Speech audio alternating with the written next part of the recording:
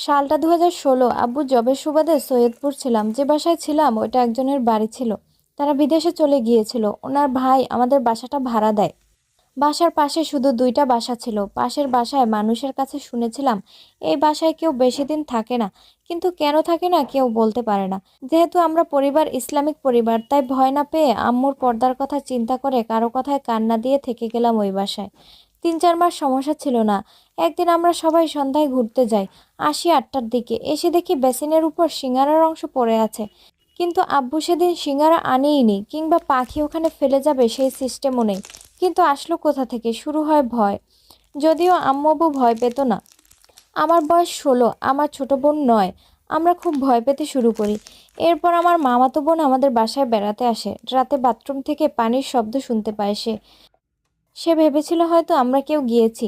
পরে গিয়ে দেখে কেউ নেই। সে আরো শুনতে পায় কেউ তাকে ডাকছে, কিন্তু এত রাতে আমরা সবাই ঘুমিয়ে পড়েছি, কে ডাকলো তাহলে?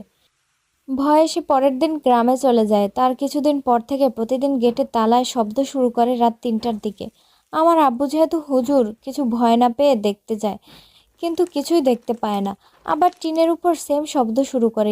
কিছুদিন পর এক মহিলা আসে রাস্তায় গরু নিয়ে। আমাদের গেটের সামনে অনেক ঘাস দেখে গেটে বেঁধে রেখে দেয় গরুকে।